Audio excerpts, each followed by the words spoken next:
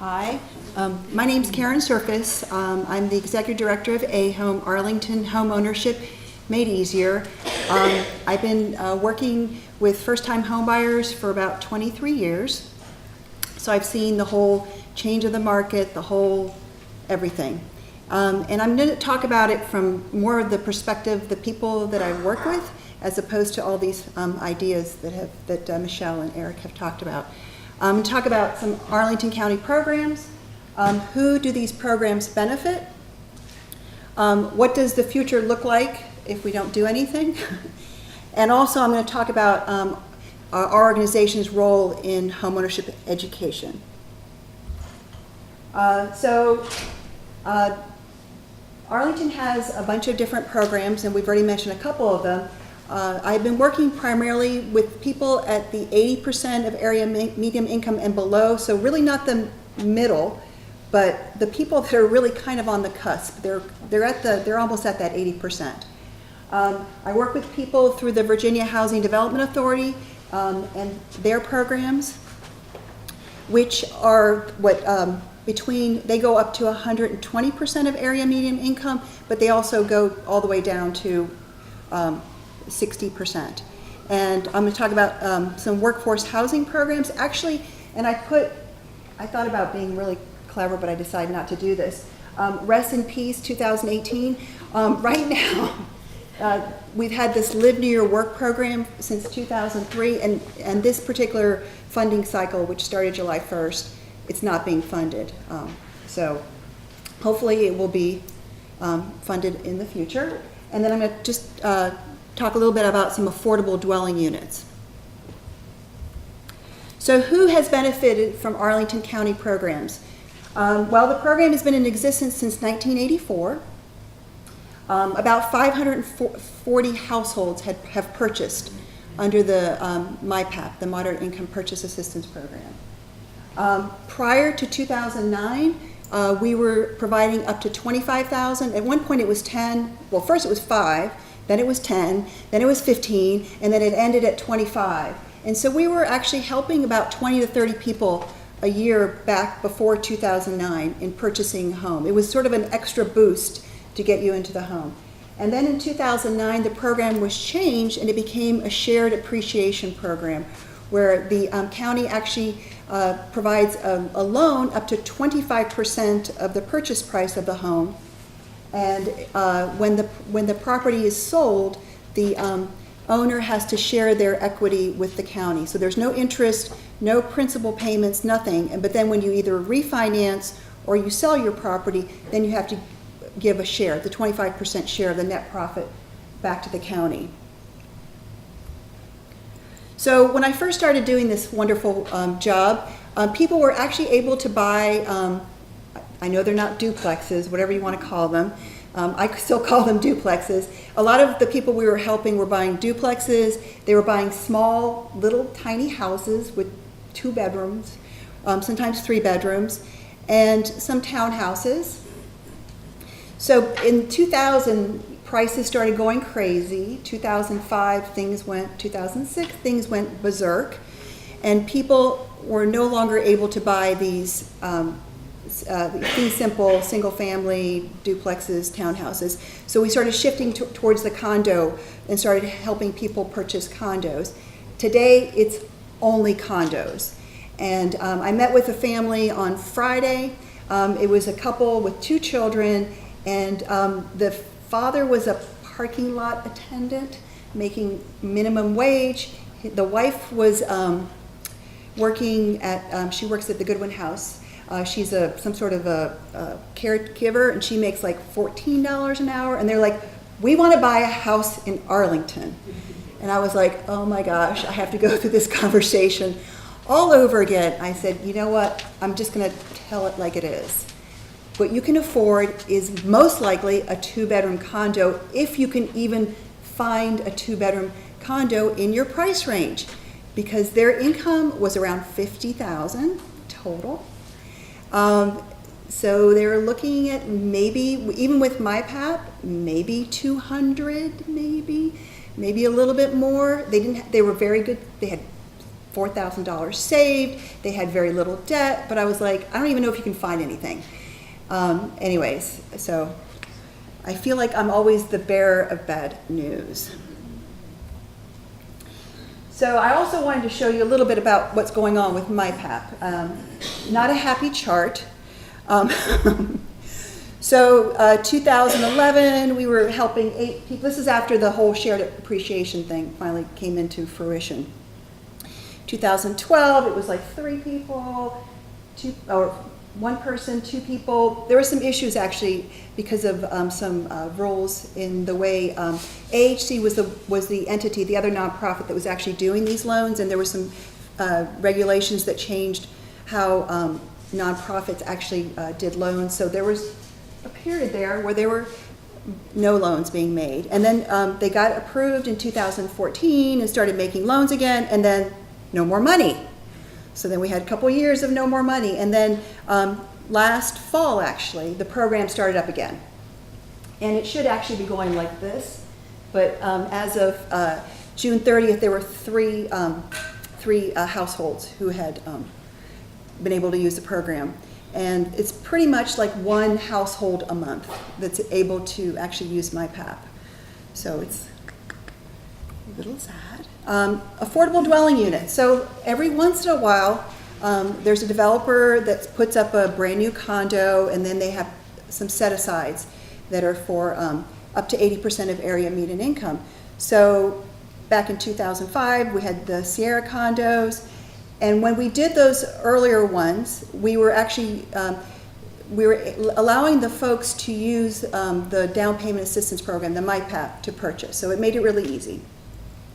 And then in 2010, AHC developed Davis Place. There were 10 units in a condo off of Walter Reed Drive, and all those folks got to use MyPap. Everything went wonderfully.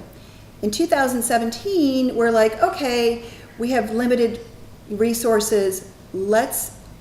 We're gonna offer these ADUs, these affordable dwelling units, but folks are gonna have to come up with their own down payment and closing costs. So anyways, the market is such that we were, 6 people were able to purchase at Carver Homes without any, two of the families actually were previous renters, owners of the Carver Homes, so they got some money, so they had money. But 4 families were actually able to purchase without any kind of assistance. They had their own cash. And then just this past year, we had 4 people buy at Key Nash, very nice condo in Roslyn. Again, no assistance, just the developer with these units. And all those 4 people, all those 4 households, they had a very, very narrow income bracket that they had to fit in. Basically right at 80% of area median income, and it was like 2 households, and you need all this amount of cash, and then you can buy. So anyways, we have now some happy homeowners at the Key Nash. Beautiful place, by the way. And it was, I have to say that developer, NV Homes, or they call it Urban, I think they did, those units were the same units, the same amenities as the people that were paying $500,000-$600,000 for their units. But these units, they're not a get-rich-quick type of thing. So when those people actually want to sell them, they're going to have to sell it to another person at that same income. It's a limited, it's in perpetuity basically. So these are not like the get-rich-quick schemes. Although everybody, of course, hopes that's what the case is until they call and then they find out, nope. Not going to work. So why can't we do more to help homeownership in terms of the county? Well, there's no dedicated funding source for homeownership programs. It's always been a mix of CDBG money, periodic appropriations from the county board, and then repayment of these current loans. So there's not like every year, here we go, here's a chunk of money. So every year it's like, what do we have? The other reason actually of why we don't have more is there's really a limited supply, as we've heard, of suitable units under the current program.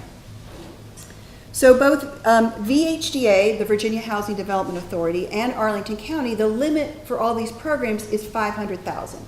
the sales price has to be under 500,000.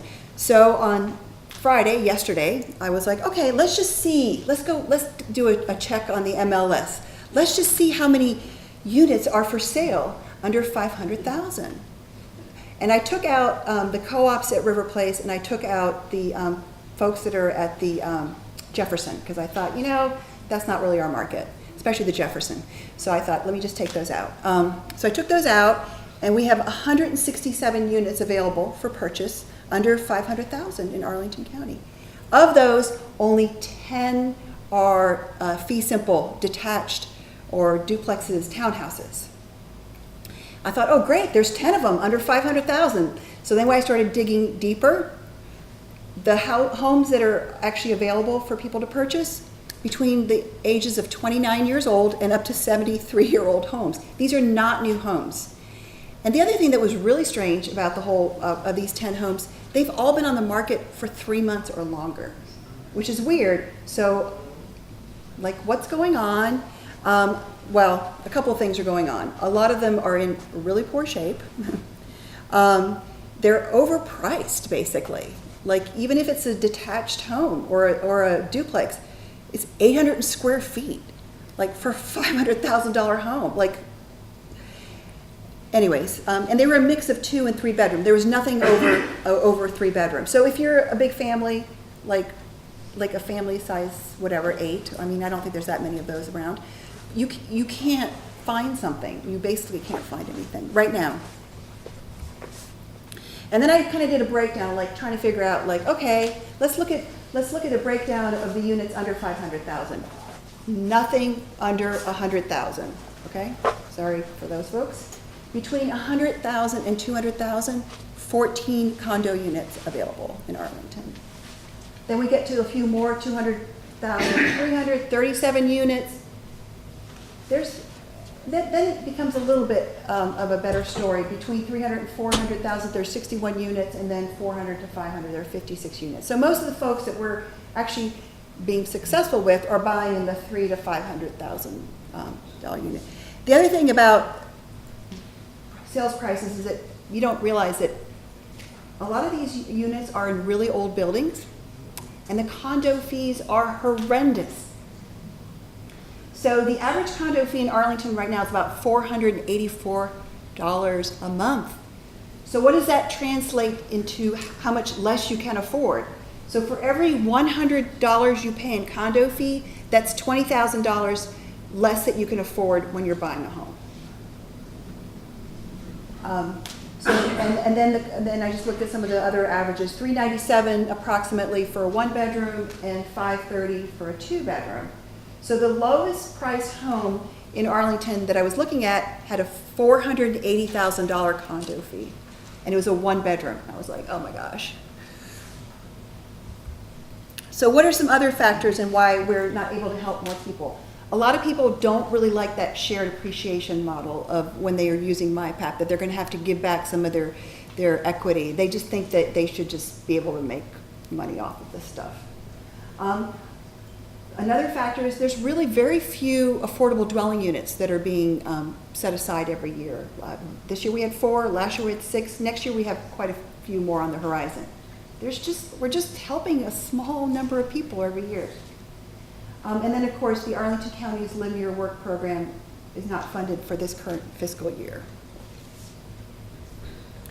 What do I feel like the future holds? There's always going to be a limited amount of funding for MyPap. I mean, like, who wants to help people, really? You know, when we have all these renters that we really need to help them. Like, okay, we're always going to have a limited supply of affordable dwelling units because those are set aside by the developer. And I think we're going to have a shrinking supply of affordable condos. All the ones that are being built today are for those rich millennials, or not even rich millennials, those folks that can afford $500,000. And also what's happening, I see, is that the condo fees in these older buildings are going up, making them less affordable. So what does our organization do? So we are a service provider. We provide services. We don't build anything. We do homebuyer education for the county. Typically, I said, well, last year we did 32. Depending on the month, we do either 2 or 3 homebuyer education classes. We have very, very good attendance at the classes. Last year we served 391 households. So we do the classes in English and Spanish. We get people all excited about buying a home, and then we sit down with them in our office. Well, it might not work, but it might work. We actually do a housing counseling as well for people that just want to come in and they're not really ready, or they need some help with their credit, or they just want to sort of talk about their situation. Last year we had 39 households that actually purchased in Arlington of the people that come to our classes. So we have a fairly high number of people that are actually able to buy. And then we also do foreclosure counseling, which nobody wants to ever talk about, but it is a reality. It's down tremendously, but since we're the only organization doing it, we see a lot of elderly people that are on fixed incomes. A couple people I've worked with have no mortgage, but they have a condo fee that's made it impossible for them to stay in the condo, and which is so sad.